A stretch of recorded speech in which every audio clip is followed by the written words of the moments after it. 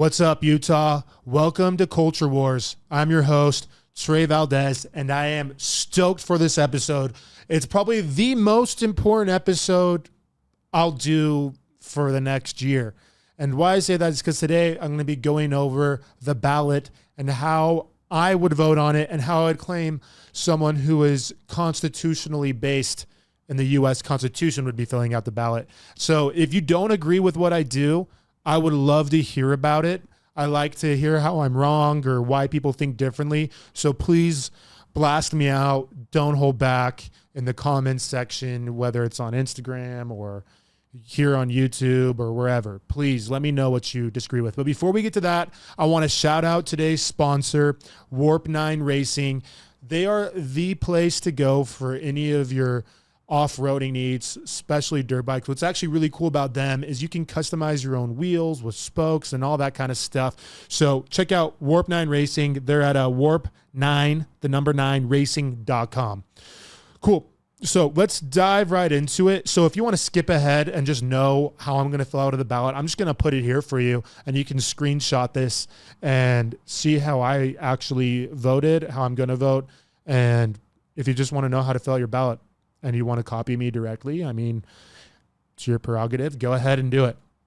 So how I'm going to go about it is I'm actually going to dive into this backwards, and I'm going to start with the end of the ballot and work my way to the top, because then I'm going to talk about the presidential race at the end, the governor race.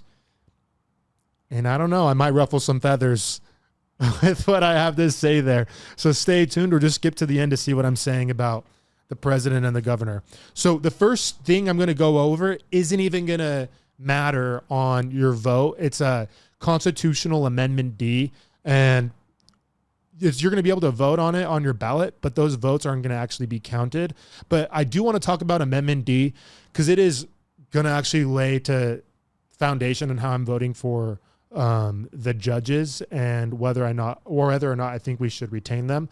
So Amendment D was an amendment that the judicial branch struck down. So our legislatures thought it was something important to put in, and then the judicial branch said no. And why I think it's a big deal is because I think it's a huge transfer of power from our legislative elected body, from them to the judicial branch. And why do I say that? And also to special interests. So what Amendment D does is it's paves the way for citizen initiatives. So what a citizen initiative is where any citizen can start an initiative, and it has to be brought forth for everyone to vote on. Now, the problem with that is it allows outside companies to come in with big dollar spends, and they can influence the race. So one thing they might do is just have a tagline. Like, the left is so good at marketing, like the Anti-Inflation Reduction Act, which actually only increased inflation. They could do the same thing with marketing on these initiatives. For example, they might start an initiative to get rid of the caucus system, and it'll be called Your Vote Matters. And so what they're going to do is say, hey, citizens, you should have your vote counted always 100% of the time. You don't want people making decisions for you. This is a democracy. Wrong. It's not a democracy. We're in a republic, but we can get into that in a second. I'm going to talk about that a lot today. It's how we're in a constitutional republic and not actually a democracy, and why that's a good thing. But they might say, hey, citizens' votes matter. You shouldn't have anyone vote for you. And so when you see it appear on your ballot, you'll say, yeah, you're right. I do want my vote to matter. I don't want to have someone else voting for me. Boom. And they'll spend millions of dollars, so that way they're just blasting you and changing your mind when you're not fully informed. So one thing that's super important about the republic is you are choosing someone to represent you who is spending all of their time to get to know all of the policies, all of the things that are important, and to represent you in a known way that's super researched. Because if I ask how many of you attended caucus this year, I bet 99% of you are going to say, oh, I don't even know what caucus is. And I think that's the issue. And so what you're doing through that process is electing somebody to represent you, and that represents your same ideals, your same thought process, but they actually know what's going on and how to best represent you in government, if that makes sense. So Constitutional Amendment D I think it's super important that we pay attention to it, because now it's allowing people to actually, with money and dollars, start initiatives, and then those initiatives get taken to the judicial branch and they get a rule on it. And yeah, it just is it's a whole mess. So look into it, pay attention to it. Yeah. The other big thing is, the first thing that matters, it's already like this. So this vote doesn't really matter where you're voting on Constitutional Amendment C. It says, shall the Utah Constitution be amended to have the office of county sheriff be elected by voters? So that's already the process. They're just putting it into the Constitution so then it can't be changed by the legislature. And I'm going to vote against it, even though it doesn't matter if you vote for it or vote against it, really, because that's already the process. The reason I'm against it is because I believe in the U.S. Constitution of having a representative republic of people that actually know these sheriffs. Do you know the name of any sheriff in Utah?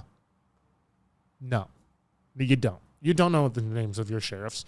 But when you elect someone to the legislature, they represent your neighborhoods, and it's their job and their duty to know who these sheriffs are and what they actually stand for and how they're actually going to enforce the law in your county. So I'm against it because I would rather have someone who knows vote for me. I have no idea who these sheriffs are. I know one sheriff, and that's it. And I actually don't even know if he's a Utah County sheriff. I'm pretty sure he is, but that's the issue. So I'm voting against that on Amendment C because I would like to see that be voted on by the legislature personally.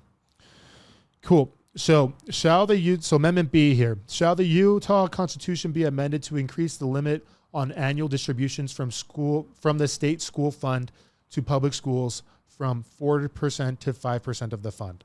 So they're saying we have 100% of the fund. Right now, 4% goes to public schools. We want to change that to 5%. If you read into it too, it talks a little bit about uniforms and things like that. This is being put on here because 2/3 of our legislature thought it was an important constitutional amendment. And because I believe in my representatives that 2/3 of them are like, hey, this is important to make a constitutional amendment on, I'm just going to go with them. I don't see a big deal in it, so I'm going to vote for it. If anyone has any extra thoughts on this, I'd love to hear your thoughts on it. Okay. So Constitutional Amendment A also doesn't matter. Your vote's not going to be counted on it. It was taken off, but the ballots were already printed, so it just got left on there. So let's just skip that one. I'm just going to put an X through it. It talks more about school stuff and changes to inflation and whatnot and changes the bills. So we're going to go over the judicial retention portion of this. And here, I'm going to pull out my phone. So what's really awesome is you can check this out. There's a website online where you can go to it to actually see what people think about the judges, where they're running. You just go to judges.utah.gov, and I'll put it on the site on this page so you can go to it. And then you just type in your county, and you can see all of the people that are up for retention. And so the first one, as I'm going backwards through this, is Eric Jewell. So we'll go scroll down, check out Eric Jewell. It says he's a justice court, and he's mostly in a bunch of different counties: Goshen, Payson, Santaquin. Commission voted 13-0 on him. I think he's probably a good guy. I'm trusting my representatives that they're good on the commissioners. So, yes, let's retain him. Ann Boyle, let's go to her. Same thing. She's a justice court serving Saratoga Springs. If you're in Saratoga Springs and you haven't liked some of the stuff she's done, then I'd love to hear about it. So, yeah, vote yes for that. Brent H. Bartholomew. He's a juvenile court judge in Juab County. Same thing, 13-0 and 89% recommendation. So rating. So we'll vote yes on him. Great. Then we'll go with Denise Porter.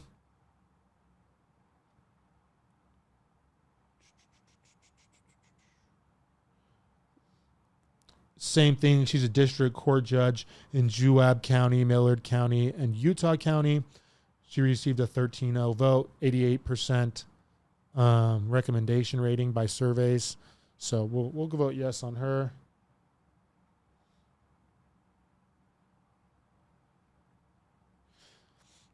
Cool. Derek P. Pullen. I've heard good things about him specifically, so we'll vote yes. Sean Peterson. Also have heard really good things about Sean. We'll vote yes.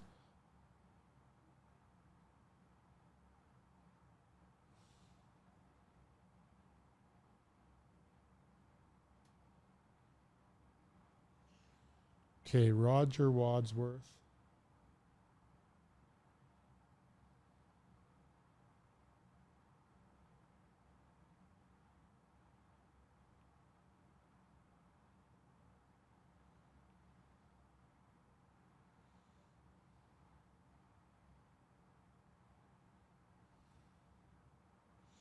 Griffin, that's what it is. That's why I can find it. District guy. We'll vote yes.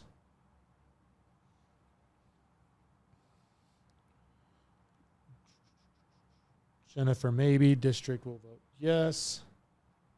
The reason I'm voting yes on all these is because I'm having people that are way more informed making the decision of this for me. Same thing with Christine Johnson. I think they know what they're doing when they first elected them. And if they want to get them out, they'd let us know. Now, the one I'm going to vote no on, and it's for this reason. That's why I wanted to explain Amendment D, is Matthew B. Durant. A couple things to pay attention to with Matthew B. Durant is he's getting older. So, like, do we want people who are past the age of retirement in our Supreme Court making laws and upholding them? That's, I think, up to a lot of different factors. That's not my only reason, is that he's old. That's not the only reason why I'm thinking that. But the other main reason is because they struck down they struck down Amendment D. So, like, they paved the way for these initiatives to come into Utah. And I think that is going to be one of the biggest transformative decisions that's really going to shape our state. And so out of that, I really want to make a statement that I don't agree with that decision. And so I'm going to vote no on retaining him. So no, I don't want anyone who voted on Amendment D and collabed with that, not passing, still in. So, okay. So the next, you'll see a lot of different county offices, things. Some of them just have one person running.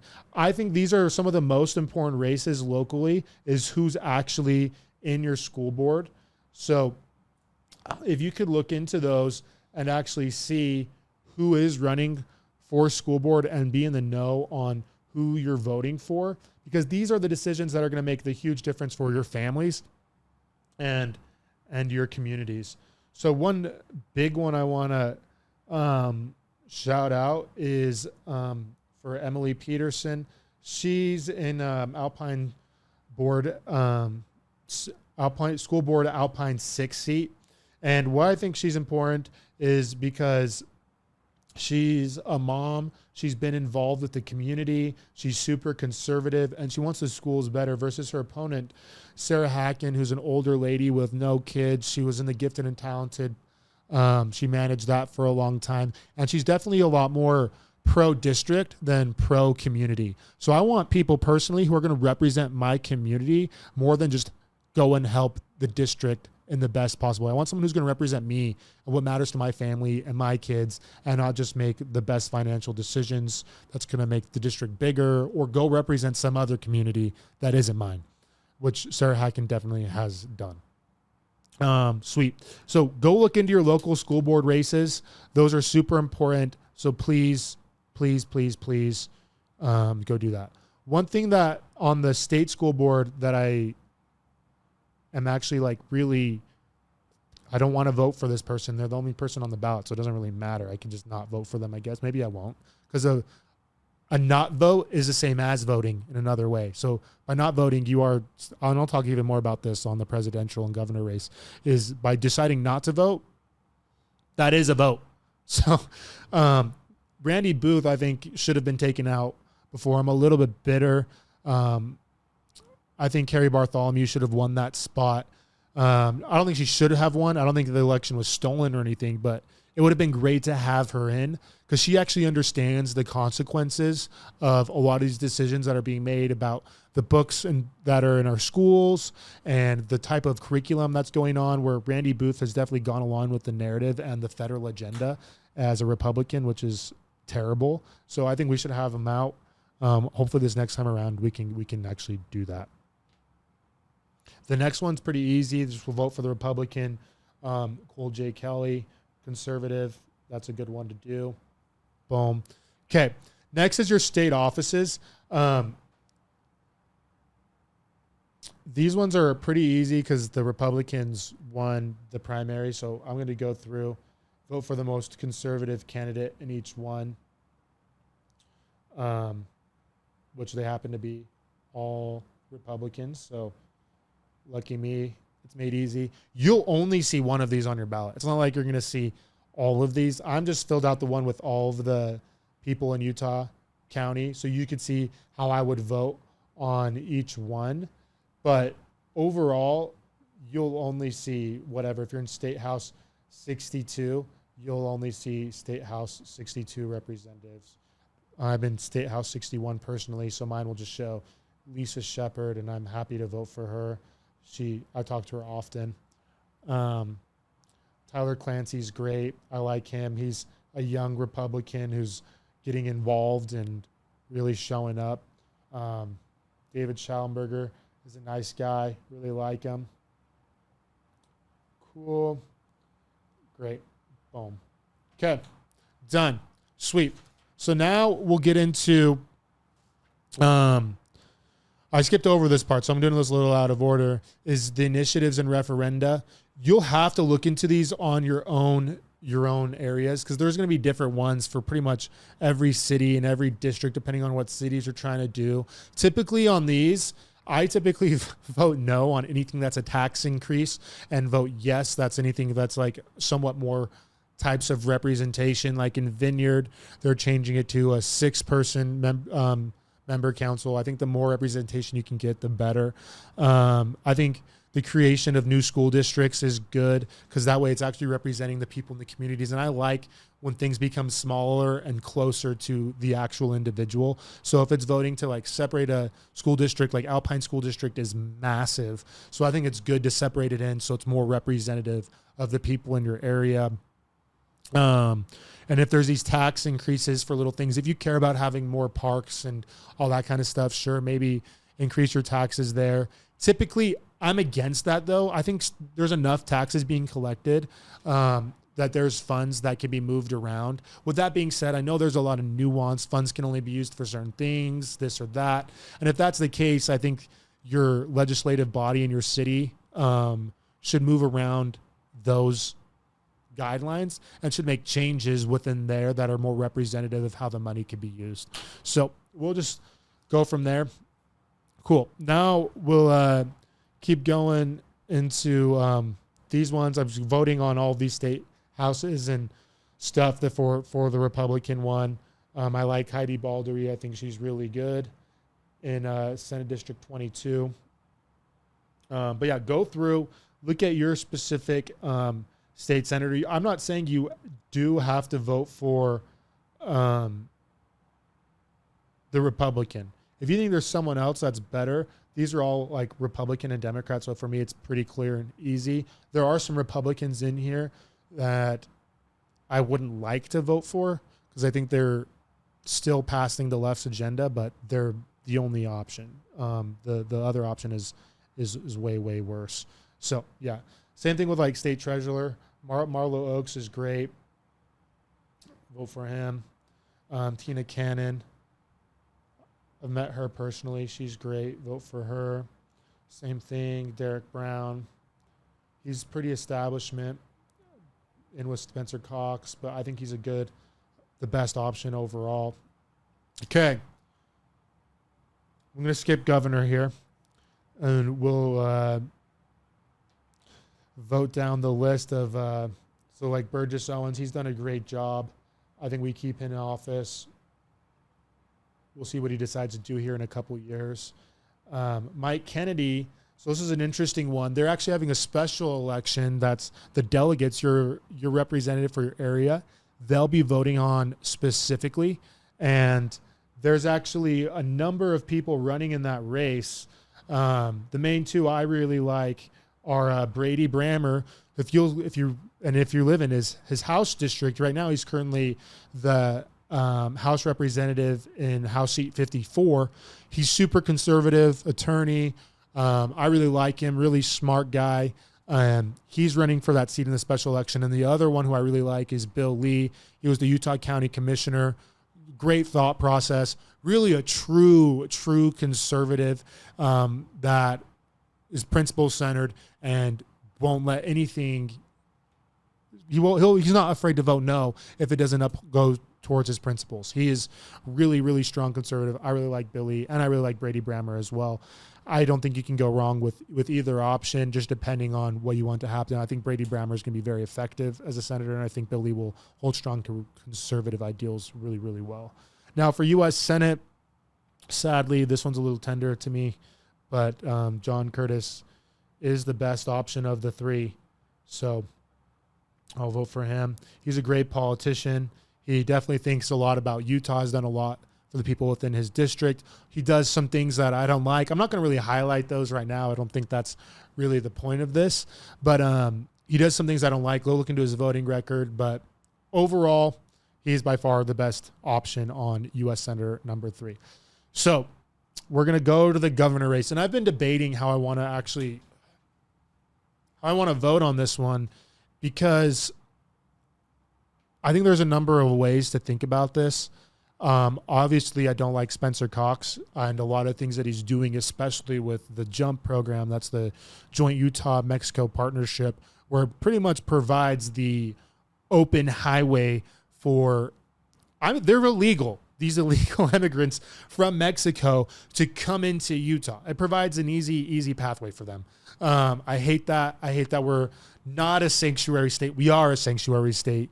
We definitely are. And a lot of it's due to things that he's put through. I don't like the fact that he voted for boys and girls sports, and then he went to the legislature, said no way, and then he went back allegedly to the legislature and was like, I was totally wrong on this. Please vote to not let boys and girls sports. All that kind of stuff. I think he's definitely playing the game, and I don't like him. I don't think he's good. I don't think he's conservative. People use the word rhino. I think there's rhinos, and I think there's people that aren't conservative enough to me, or constitutional enough for me. And I don't think he's constitutional enough, but I don't even think I think he's definitely a left person. So that's where I get this thing is like, okay, so here's the dilemma. Let me spell it out even a little bit easier. So we have Spencer Cox, Republican nominee. If I'm like, I'm a true Republican, then I'm going to vote with the party. Well, guess what? Hate to break it to everybody. I wasn't even a Republican until I wanted to vote on the Republican primary. So I'm a lot more of a person who cares a lot more about principles, values, and policies than I do about the party. You might hate me for that. This might come back to bite me later since everyone's going to see this. But it's the truth. I care a lot more about who's representing us than if they're the Republican nominee or not. So there's that. So we have Spencer Cox on the ballot.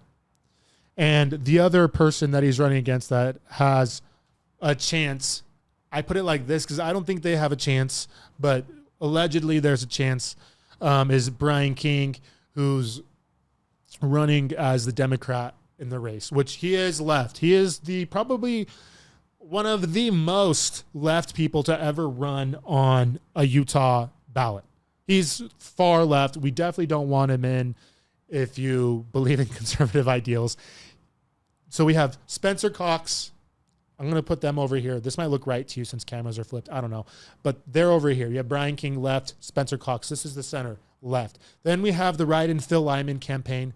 Unless you live under box, you've seen these signs on the freeways, in people's yards, maybe on social media. I know I get targeted for that stuff because I'm definitely involved. the write-in Phil Lyman campaign. So what people are saying is by voting for Phil Lyman, which I do want to say, he did a commercial with Brian King that was like anybody but Spencer Cox. It was a terrible idea. I hated that commercial. Whoever told him that was a good idea, that was terrible advice. It looked awful. It made Phil Lyman look even worse than he has, and it made Brian King look good, and it was just all around a bad thing. I hate that commercial. Personally, I loathe it. It makes me feel sick to my stomach. So with that being said, I know Phil Lyman isn't saying that he wants Brian King to win or he thinks that Brian King would be a good governor. His intent on that was saying Spencer Cox is terrible. Like, we really need to shine a light on how terrible Spencer Cox is. And it doesn't matter if you vote for Brian King or Spencer Cox, because to Phil, they're one and the same. I don't necessarily agree with that, because I do like how Spencer Cox has let the legislature do a lot of things. He has kind of left the legislature to do a lot of stuff and hasn't gotten in the way of them a ton. But I still don't want him to be the governor.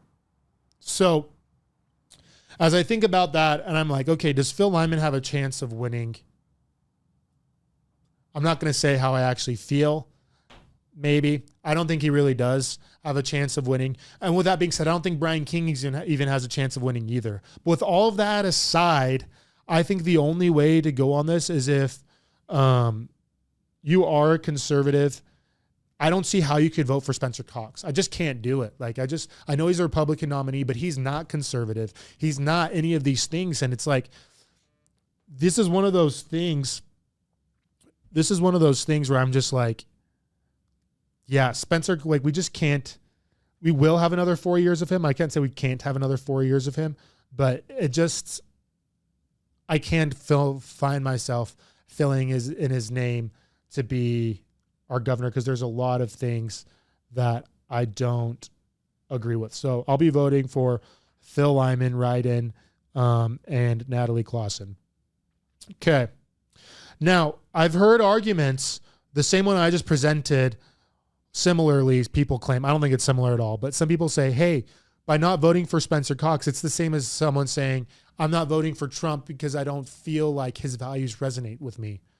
Now, the issue I have with that, I'm voting for Donald Trump proudly. So let me fill that in. There are things that Donald Trump has said and done, people he's endorsed, that I strongly disagree with. But there's two options here. There's either Donald Trump or there's Kamala Harris. And like I said before, a not vote is a vote. So by not voting for Donald Trump, you are inherently voting for Kamala Harris, which is different what I did for governor, because I did not vote for Spencer Cox. I didn't just leave it blank, which I debated doing. I did vote for Phil Lyman. So, like, we'll see how that plays out, but, like, I did vote for him. So on the presidential race is when people say they're voting, they can't vote for Donald Trump out of character, it's shocking to me. And I'm like, I don't want to say I lose respect a little bit for these people, but I almost do. Especially, I don't want to get like too religious about this, so I'm not going to, but when they're people that should be held to a high level of respect and are intelligent people. And the reason is because Kamala Harris isn't a person of better character. There's no way, shape, or form you can convince me that Kamala Harris is of better character than of Donald Trump. So if you go and look at that, like, for example, a vote for Kamala Harris is a vote for abortion. So you're voting for abortion and you're voting against religious freedom, because you know what they're saying is they're saying that every medical clinic must be mandated to do abortions. So every hospital must perform abortions. And the issue with that is, for example, we live in Utah, LDS Church, they're opening a medical school, the BYU medical school. It's about to open. So with that mandate, they would mandate that the LDS hospital for the medical school would have to perform abortions. That directly goes against the religion and the Constitution of life. First word, life, liberty, pursuit of happiness, life, liberty, property, life. That goes against the religion. That's infringing on religious freedoms just right there in and of itself. So that's the number one. Number two, that's going to infringe on religious freedom and all of our freedoms is Kamala Harris has openly said she believes in censorship across the board on all social media platforms, on the internet, on everything.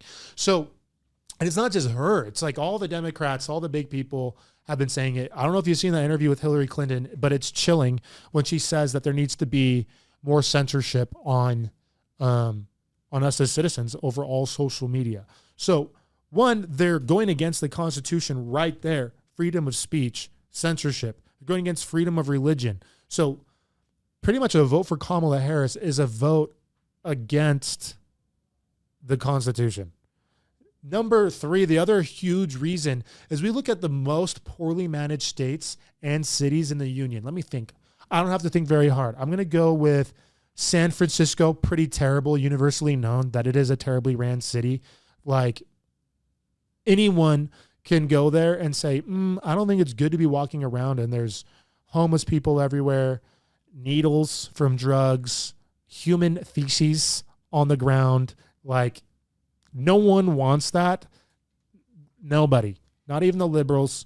And so we're putting the person, okay, San Francisco person, and the other worst one, Minneapolis, like probably the worst handling of COVID universally on literally every side of front was Minnesota. Like, for those of you, I know businesses in Minnesota and they're closing down their offices. They're having a hard time keeping their office open. The main reason is because you have to pay people upwards of $30 an hour minimum in order to keep them. Yeah, the minimum wage might be whatever it is, $8.25.